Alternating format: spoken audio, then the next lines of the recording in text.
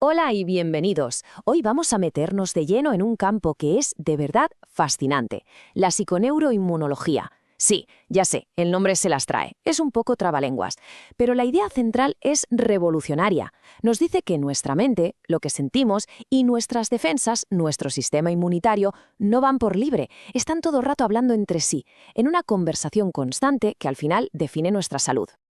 A ver, ¿a quién no le ha pasado esto? Esa semana de entregas, de estrés a tope, y justo cuando llega el fin de semana, ¡zas!, caes enfermo. O cuando pillas una gripe y además de tener fiebre y malestar, te sientes fatal anímicamente, súper triste, sin ganas de nada. Bueno, pues resulta que no son casualidades. Hay una razón biológica muy potente detrás de todo esto.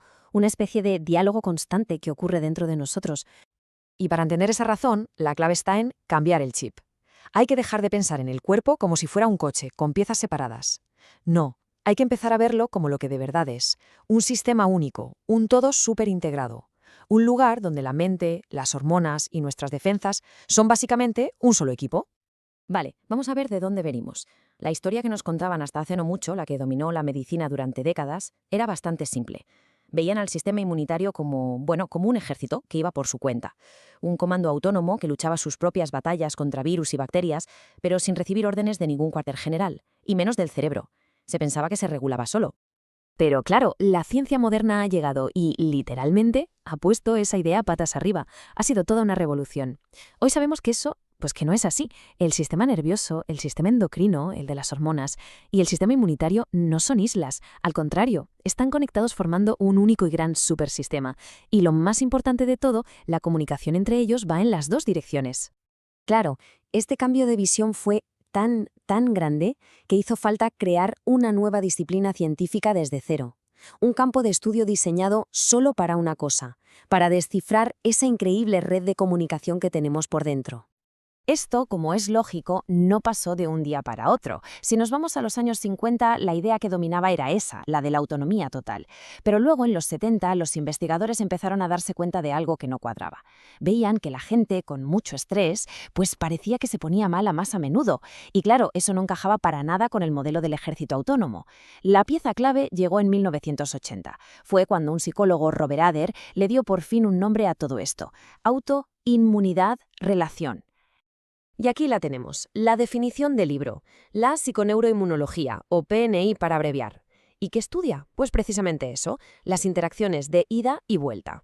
Fijaos, no solo cómo el cerebro y nuestras emociones afectan a las defensas, también, y esto es igual de importante, cómo nuestras defensas le hablan al cerebro y afectan a cómo nos sentimos. Es una conversación en toda regla, no un monólogo. Venga, pues vamos a meternos de lleno en esa conversación. Empecemos por un lado de la autopista. Como el cerebro, de alguna manera, lleva la voz cantante. Vamos a ver cómo nuestros pensamientos, nuestras emociones, el estrés, actúan como si fueran los generales al mando de ese ejército inmunitario. Y el ejemplo más claro de esto es la respuesta al estrés. A ver, funciona así. Todo arranca con un pensamiento o una situación que percibimos como estresante. Eso, ¡pum!, activa una cascada de señales en el cerebro, lo que se conoce como el eje HHA. ¿Y cuál es el resultado? Pues que se liberan hormonas del estrés. La más famosa es el cortisol. Estas hormonas viajan por la sangre y, ojo a esto, van y le dan instrucciones directamente a nuestras células inmunes, modificando cómo actúan. Pero es muy importante entender que no todas las hormonas hacen lo mismo. Por ejemplo, el cortisol, que se libera mucho cuando el estrés se alarga en el tiempo, lo que hace es frenar al sistema inmunitario. Es como si le dijera: tranquilo, no te actives tanto. Pero luego hay otras hormonas, como la del crecimiento, que hacen justo lo contrario, le dan un empujón, lo estimulan. Esto nos enseña que el cerebro tiene una especie de panel de control súper preciso para regular nuestras defensas. Vale, ya hemos visto una dirección del tráfico. Ahora, como decíamos, vamos a darle la vuelta a la tortilla, porque esto es una conversación. El sistema inmunitario no es un mero soldado que obedece, no. También habla, envía sus propios mensajes, tiene su propia voz. Y lo más interesante es que el cerebro tiene los oídos bien abiertos, está escuchando. ¿Y cómo habla el sistema inmune?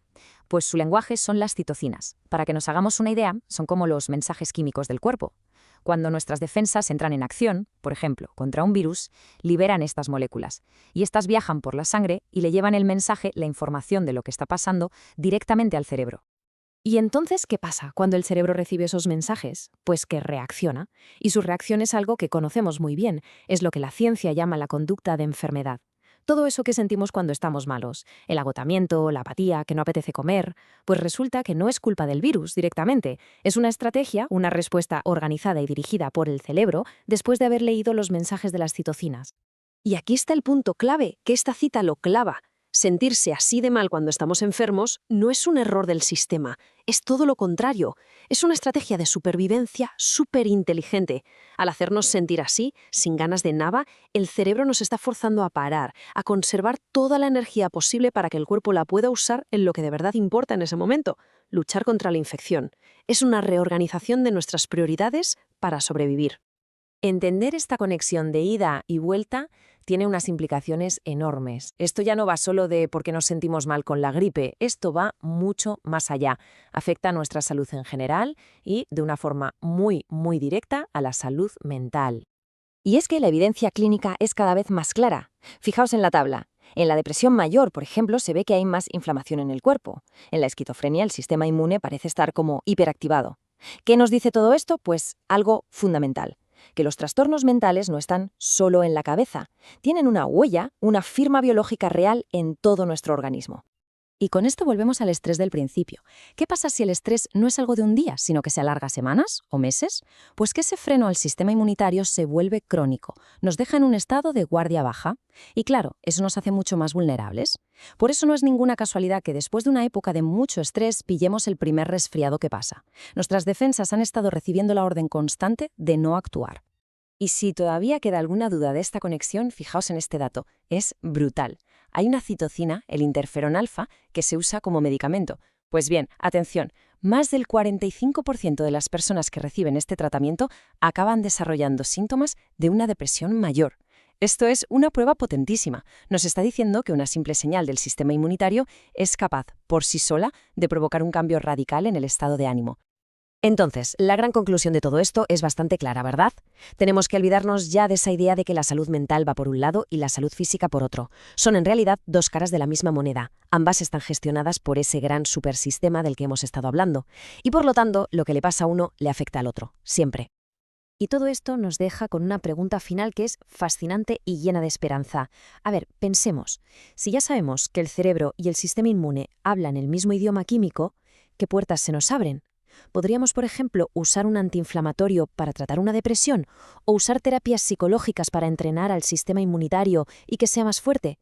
Las posibilidades dibujan un futuro para la medicina que es completamente nuevo.